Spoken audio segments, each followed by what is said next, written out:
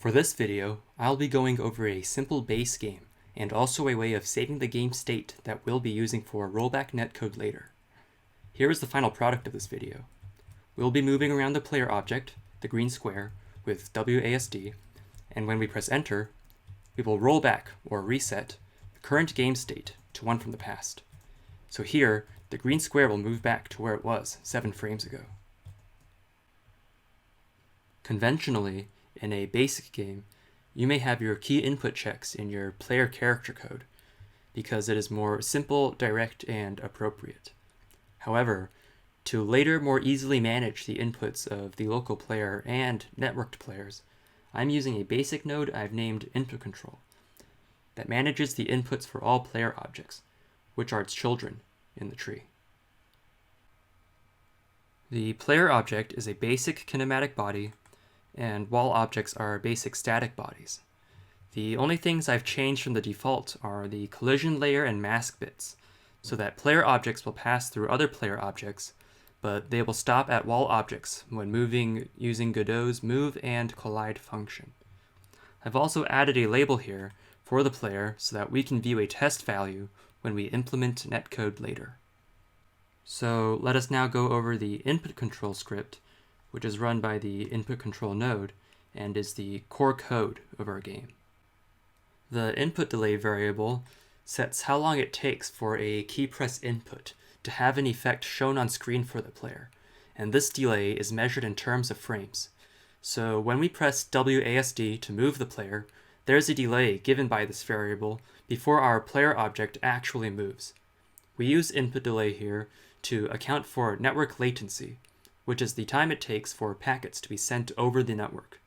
But because there is no networking right now in our basic game, input delay here doesn't currently serve any practical function. I'll go more into detail about the use of input delay when I introduce networking later. The rollback variable sets the amount of states we save at a time in our state queue. When we implement rollback netcode later, this also means that this is the furthest back in terms of frames we can roll back or reset to in order to begin resimulation of the game state. For now though, in our basic game, we'll just be using our saved game states to revert to the oldest state in the queue when we press enter. So in this case, the state that was saved 7 frames ago relative to the current frame. The variable frameNum counts and tracks the current frame number in a 256 frame cycle. The frame number begins at 0 and increments on each frame as the game progresses. At the end of the 255th frame, the frameNum variable will reset to 0. So when we handle inputs, frameNum allows us to easily index and access elements in our input array here relative to our current frame. This can reset boolean is just to make sure a state reset happens only once per press of the enter key, so that the game doesn't repeatedly reset the state if we hold down enter. I have created 2 main classes, inputs and frameState. The inputs class holds the input data for a given frame, and the frameState class holds the saved game state for a given frame. We'll add more to these classes once we introduce networking. A saved game state is saved as a dictionary of dictionaries. The upper layer GameState dictionary will have input control child names as keys. So here, the string local player would be a key, and the value for each key is a dictionary that holds the variables needed to save the state of the given child. So the value of the local player key is another dictionary that holds variables such as X position, Y position, and other relevant values. So in our ready function, we initialize our input array and state queue by filling them with inputs and frameState instances, respectively. The physics process function is called once per frame by Godot. It only calls the handle input function now, but we'll add more to this later when we introduce networking. The handle input function handles the controlling of player objects based on the registered inputs.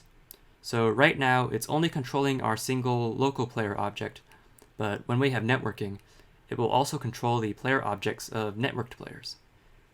I'm going to go to the bottom here. Throughout the execution of the handle input function, the input control node will interact with its children using these functions here that just call a respective function in each individual child. So FrameStartAll will call FrameStart in all children, and so on and so forth. To better understand what's happening in these function calls, I'm going to go over to the local player script now, and then come back to the handle input function afterwards. So remember that we have set the collision layer and mask bits such that player characters do not collide and stop at each other when we use Godot's move and collide function. In order to detect intersections with other player objects later, I will be using a rect2 as a collision mask for intersection checks. The counter variable is just the test value that the player object will show with its label. When we call resetState, we directly set all of the player object variables according to the given state dictionary. Now, when I wrote this function, I had it in mind that if a child of input control does not exist in the game state that we are resetting to, we will delete it. This is meant for objects that players may spawn in during the middle of the game, such as projectiles. So if something like a projectile exists in the current game state, but does not exist in the game state that we are resetting to, we must delete it in order to correctly produce the reset state.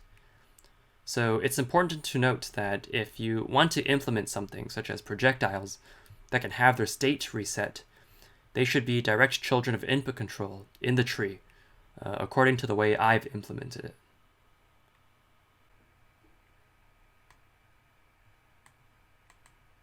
In the input update function, the player object calculates its own new state based on the inputs class instance given by input control. So here, we apply the key presses recorded by input control to the player object, then we move and test for collisions with walls, and then we update our rect2 collision mask to match the new player position. With the FrameStart function, we execute code that only needs to be run once at the beginning of the state calculation for the player, and similarly, with the FrameEnd function, we execute code that only needs to be run once the final player state for the frame is obtained. For now, FrameStart, input update, and FrameEnd all run once per frame. So I'll go back to this when we have Rollback Netcode, and input update can be called multiple times in a frame. And when we call getState, we just return a dictionary with the values needed to save a state.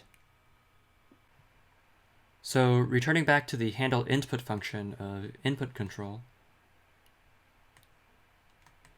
at the beginning of the frame, we'll be saving the current game state before we record any inputs. Then we will call the FrameStart function for each child. We read our keyboard presses here, and save them in our array of inputs class instances to be used in the frame number given by the current frame number plus input delay. So remember that the input delay is set to 5 now. If the current frame number is 20, we won't see the results of our key presses until frame 25. When we press on frame 21, we won't see it until frame 26, and so on and so forth. Then we take the input we recorded previously 5 frames ago to use now for the current frame because its input delay time is up. Here, we will call resetState for the player object if we press enter to test if our saving of states works. We will reset to the oldest state, so this is the state 7 frames ago from the current frame, which is at the beginning of our state queue.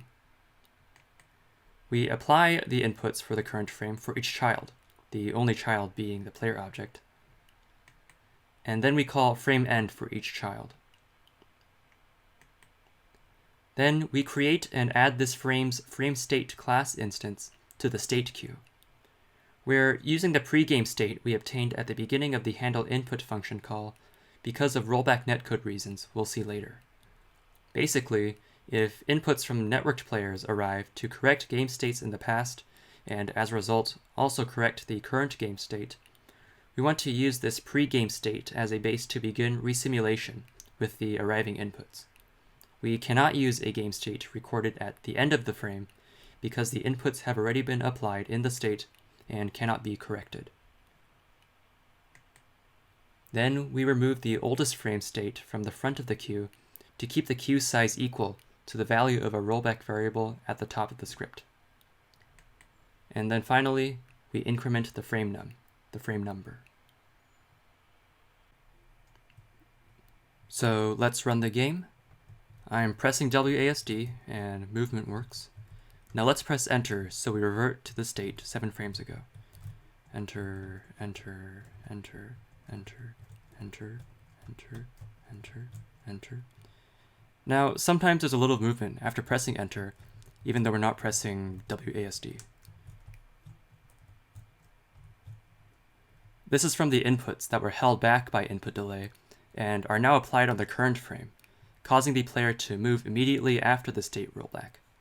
In the next video, we'll introduce delay-based netcode.